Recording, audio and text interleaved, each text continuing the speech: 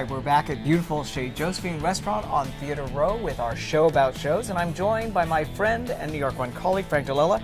We're here to talk about the commercial ups and downs of the recently completed Broadway season and what it portends for the future, Frank, right? Absolutely, Patrick. I mean, the most successful season thus far, $1.1 billion in terms of cash. In revenue. You know, ticket sales, however, attendance dropped 6%. That's saying something. You know, Broadway is an expensive destination, yet you have, you know, such high demand for certain shows. We were just talking off camera about some of the heavy hitters this season. Lucky Guy, Matilda, Once, Pippin, Motown.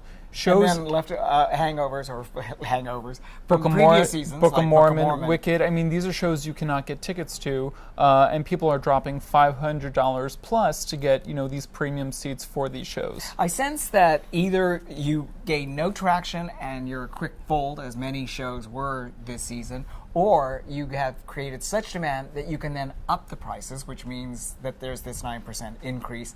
And isn't there a dangerous perception among the public that Broadway is pricing itself out? Absolutely. I mean, we were just talking again, you know, about the fall. You looked at the fall, it was lackluster. It was a boring season. You have shows that, you know, open in the fall, and I think Annie was the only one that, you know, kind of carried on over into January and February and March, and Annie's doing okay. It's not doing great.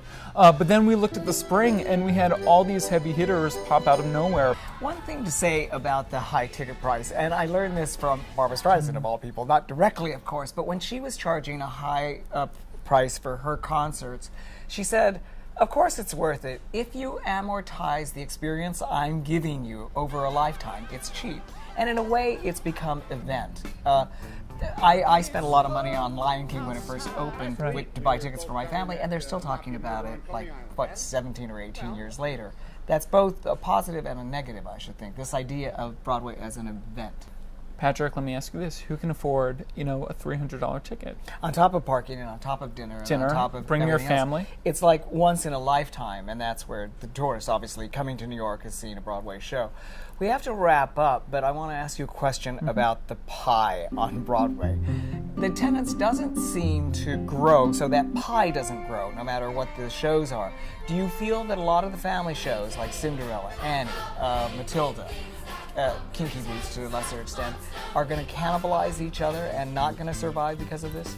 I think it's safe to say that, you know, we'll see Annie through the end of the year, and then it will be done. Cinderella, you know, certain shows have announced that tours will then take off. Cinderella is going on tour, so the tour could play into that audience that would once come here, now seeing it on the road. That's a very good question, and we'll just have to see how it plays out.